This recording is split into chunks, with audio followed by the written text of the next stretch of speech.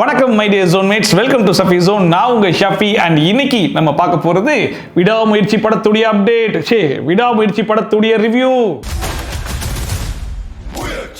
ரொம்ப நாளாவே தல ஃபேன்ஸ் எல்லாருமே விடாமுயற்சி படத்துடைய அப்டேட் இருக்குதா, படத்துடைய ஷூட்டிங் நடக்குதா இல்லையா, படம் ரிலீஸ் ஆகுமா ஆகாதா, போஸ்டர் இருக்கா, ட்ரெய்லர் இருக்கா, டீசர் இருக்கா, எதையாச்சும் சொல்லுங்கப்பான்னு சொல்லிட்டு எல்லாருடைய கமெண்ட் செக்ஷன்லையும் போய் கதறி பார்த்தாங்க. எந்த ஈவெண்ட் நடந்தாலும் அங்க போய் கத்திக்கிட்டு இருந்தாங்க.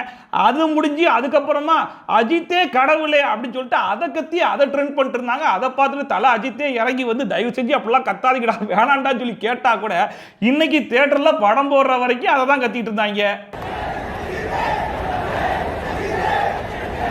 சோ இப்படிப்பட்ட ஒரு பெரிய எதிர்பார்ப்போட இன்னைக்கு தியேட்டரில் ரிலீஸ் ஆன படம் தான் விடாமுயற்சி. சோ இந்த படத்துடைய டைரக்டர் யாருன்னு சொல்லி கேட்டீங்கன்னா, இதுக்கு முன்னாடி கழக தலைவன் அப்படிங்கிற படம் எடுத்தார் இல்லையா நம்ம மகிழ் திருமேனி, அவருடைய அடுத்த முயற்சி தான் இந்த விடாமுயற்சி.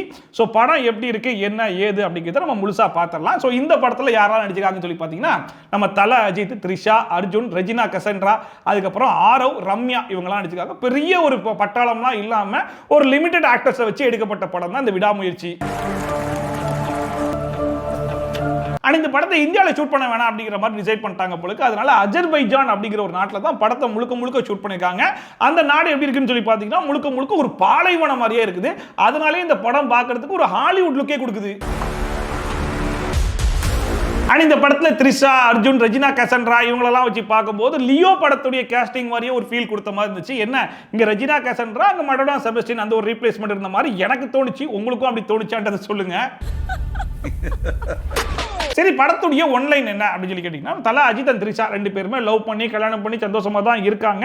திடீர்னு ஒரு இன்சிடென்ட் நடக்குது. இன்சிடென்ட்க்கு அப்புறம் ரெண்டு பேருக்குள்ள ஒரு பெருசா அனோனியம் இல்லாம போகுது. அதுக்கப்புறமா 12 வருஷம் ஒன்னா வாழ்ந்ததுக்கு அப்புறமா த்ரிஷா இது செட் ஆகாது, எனக்கு டைவர்ஸ் வேணும்னு சொல்லிட்டு அவங்க டைவர்ஸ் அப்ளை பண்ணிடுறாங்க. அதுக்கப்புறம் நான் வந்து எங்க அப்பா அம்மா வீட்டுக்கே நான் போறேன் அப்படிங்கிற மாதிரி சொல்லும்போது, இருமா நானே வந்து டிராப் பண்றேன் அப்படின்னு சொல்லி நம்ம தல அஜித் கூட்டிட்டு போறாப்புல போற வழியில த்ரிஷாவை கடத்திடுறாங்க. அதுக்கப்புறம் தல அஜித் த்ரிஷாவை கண்டுபிடிச்சாரா இல்லையா அப்படிங்கிறது தான் படத்துடைய ஒன்லைன்.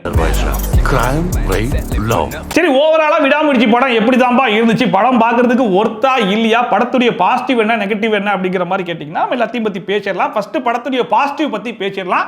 படத்துடைய மிகப்பெரிய பாசிட்டிவ் அப்படின்னா கண்டிப்பா சொல்லிதான் தெரியணும்னு இல்லை, நம்ம தல அஜித் தான். தல அஜித்தை எப்படா நம்ம மறுபடியும் ஸ்கிரீன்ல பார்ப்போம் அப்படின்னு சொல்லி தல ஃபேன்ஸ் எல்லாம் பயங்கரமா காத்துக்கிட்டு இருந்ததுக்கு அவங்க எல்லாருக்குமே ஒரு வரப்பிரசாதமா கிடைச்சிருக்கும். அண்ட் முக்கியமா இந்த படத்துல ரொம்ப யங் ஏஜாகவும் அதுக்கப்புறம் ரொம்ப ஏஜான ஒரு அந்த ரெண்டு டிஃபரன்ஷியேட் வந்து காமிச்சிருப்பாரு. ஸோ அதுக்கான டிஃபரன்ஷியேட் ரொம்பவே நல்லா இருந்துச்சு. அண்ட் அதுக்காக வெயிட் லாஸ்லாம் பண்ணி அவர் போட்டிருந்த எஃபோர்ட்லாம் வேற லெவலில் இருந்துச்சு.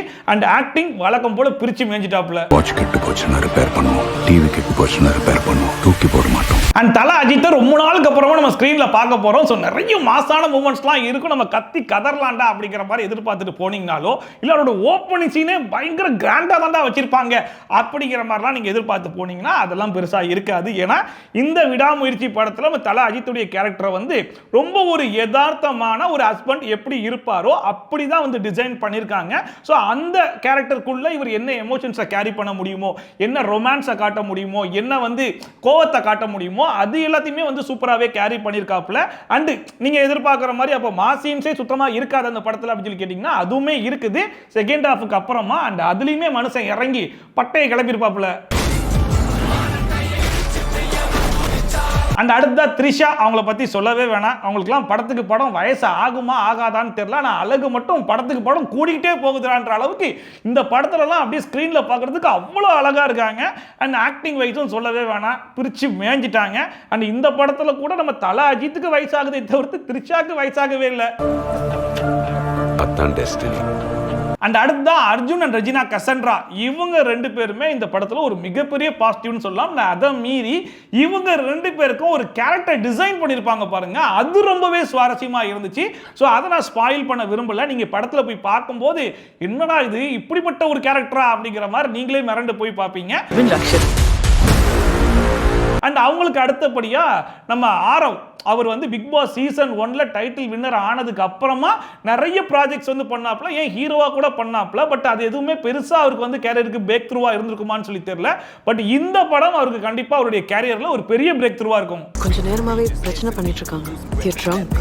அண்ட் படத்தில் நடிச்சிருந்த ஆக்டர்ஸ் எல்லாம் மீறி மிகப்பெரிய பாசிட்டிவ்னு சொல்லணும்னா கண்டிப்பா சினிமோட்டோகிராஃபி. ஏன்னா இது அசர்பைஜான் அப்படின்னு சொல்லி ஒரு நாட்டில் முழுக்க முழுக்க ஒரு பாலைவனத்தில் எடுக்கப்பட்ட படம் அப்படிங்கிறதுனால அதுல மேக்ஸிமம் டிராவல் சீன்ஸ் தான் வந்து எடுத்திருந்திருப்பாங்க. கார்ல டிராவல் பண்ற மாதிரி காருக்குள்ள நடக்கக்கூடிய அந்த ஃபைட் சீன்ஸ்லாம் பிரமாதமா வந்து எடுத்திருப்பாங்க. ஸோ விஷுவலா நம்மளுக்கு வந்து பயங்கர பிரம்மாண்டமா காமிச்சிருப்பாங்க. நான் ஆல்ரெடி சொன்ன மாதிரி தான் ஒரு சில டைம்லாம் பார்க்கும்போது ஒரு ஹாலிவுட் மூவி பார்க்குறோமா அப்படிங்கிற ஒரு ஃபீலே நமக்கு கிடைச்சிச்சு. அண்ட் இப்போ வரைக்கும் சொன்ன எல்லாத்தையுமே அப்படியே தூக்கி சாப்பிட்ற மாதிரி நம்ம அனிருத்துடைய பிஜிஎம் அதுதான் இந்த படத்துடைய உயிர் நாடினே சொல்லலாம். அந்த அளவுக்கு இந்த படத்துக்கு ஒரு மிகப்பெரிய பாசிட்டிவாக இருந்தது வந்து நம்ம அனிருத்துடைய பிஜிஎம் தான். படத்துடைய பாடல்களாகட்டும் பிஜிஎம் ஆகட்டும் பிரிச்சு மேஞ்சிட்டாப்ல அட்டகாசமாக இருக்குது படத்துக்கு. அண்ட் குறிப்பாக செகண்ட் ஹாஃப்லலாம் வந்து நான் சொன்னேன் இல்லையா தலைக்கு வந்து சில மாசான மூமெண்ட்ஸ்லாம் வந்து அதுக்கப்புறமா தான் கிரியேட் பண்ணும், ஃபைட் சீன்ஸ்லாம் வரும் அப்படின்னு சொல்லிட்டு படத்தில் கொஞ்சம் லேக் எல்லாம் கூட இருக்கும். அந்த லேக் எல்லாம் கூட நமக்கு ஃபீல் பண்ண விடாம அதை கேரி பண்ணி கொண்டு வந்தது வந்து கண்டிப்பா நம்ம அனிருத்துடைய பிஜிஎம் தான். ஸோ இது எல்லாத்தையுமே மீறி வேற என்ன பாசிட்டிவ் இருந்துச்சு அப்படின்னு சொல்லி கேட்டிங்கன்னா இன்டர்வல் பிளாக்ல வந்து ஒரு ட்விஸ்ட் ஒன்று வச்சிருப்பாங்க. அந்த ட்விஸ்ட் வந்து ஒரு சில பேருக்கு ப்ரெடிக்டபிளாக இருக்கலாம், ஒரு சில பேருக்கு வந்து அன்பிரெடிக்டபிளாக கூட இருக்கலாம். பட் அந்த ட்விஸ்ட் கொஞ்சம் பார்க்கறதுக்கு நல்லா இருந்துச்சு. சரி ஓகேப்பா பாசிட்டிவ்லாம் சொல்லியாச்சு. இப்போ படத்துடைய நெகட்டிவ் என்ன அப்படின்னு சொல்லி கேட்டிங்கன்னா படத்துடைய ஃபர்ஸ்ட் நெகட்டிவே படத்துடைய ஸ்டோரி.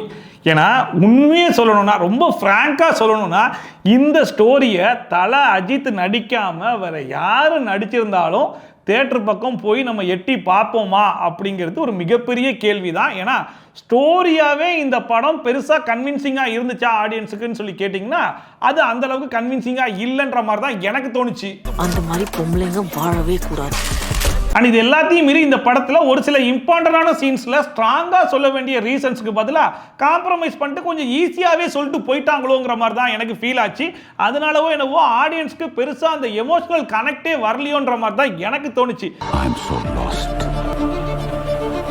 கொஞ்சம் குறிப்பாக சொல்லணும் அப்படின்னா தல அஜித் அண்ட் த்ரிஷா இவங்க ரெண்டு பேருக்கும் பிரேக்கப் ஆகுது, டிவோர்ஸ்க்கு அப்ளை பண்ணுறாங்க அப்படின்னா அதுக்கு பின்னாடி ஒரு பெரிய ஒரு ரீசன் இருக்கணும் இல்லையா? அந்த ரீசன் எப்படி இருக்கு அப்படின்னு சொல்லி பார்த்தா நான் தான் ஒரு பெரிய தப்பை பண்ணுறேன், அந்த தப்பை பண்ணிட்டு எனக்கே தெரியாமல் ஆப்போசிட் பர்சனுக்கு ஒரு க்ளூவை கொடுத்துட்றேன்.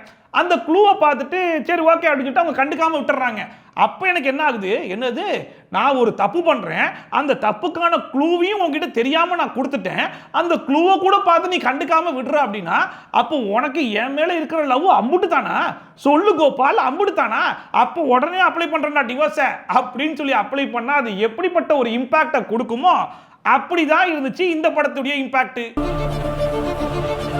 ஸோ அதெல்லாம் பார்க்கும்போது எப்பட்றா இதெல்லாம் ஒரு ரீசன் சொல்லிட்டு யோசிச்சாங்க அப்படிங்கிறது முதல்ல நம்மளுக்கு புரியல. சரி ஓகே அது ஒரு பக்கம் இருக்கும்போது அதுக்கான ரியாக்ஷன் ஆச்சு ஆப்போசிட் சைடில் பயங்கரமாக வருமா அப்படின்னு சொல்லி கேட்டால் அதுக்கான ரியாக்ஷனுமே நமக்கு கன்வின்சிங்காக இல்லை. எனக்கு இந்த ஜெனரேஷன் பற்றி தெரியாது. அண்ட் ஆல்ரெடி சொன்ன மாதிரி தான் தலையை முழுக்க நான் மாசா பார்க்கறதுக்காக இந்த படத்தை பார்க்க போறேன்டா அப்படிங்கிற மாதிரி ஒரு பெரிய எக்ஸ்பெக்டேஷனை செட் பண்ணிட்டு போனீங்க அப்படின்னா உங்களுக்கு வந்து ஒரு பயங்கரமான டிசப்பாயின்மெண்ட் தான் இருக்கும். ஏன்னா இந்த படத்தில் ஒரு யதார்த்தமாக தான் நடிச்சிருப்பாப்ல. செகண்ட் ஹாஃபுக்கு அப்புறமா நீங்கள் எதிர்பார்க்குற அந்த மாஸ் சீன்ஸ்லாம் இருக்கும். ஸோ எக்ஸ்பெக்டேஷனை கொஞ்சம் குறைச்சி வச்சுட்டு போனீங்கன்னா உங்களுக்கு நல்லது. ஆனால் இந்த படத்தில் இருக்கக்கூடிய இன்னொரு மிகப்பெரிய மைனஸ் என்ன அப்படின்னு சொல்லி பார்த்தீங்கன்னா இந்த படம் முழுக்க அசர்பைஜான் அப்படிங்கிற ஒரு நாட்டில் தான் எடுக்கப்பட்டிருக்குன்னு சொன்னேன் இல்லையா?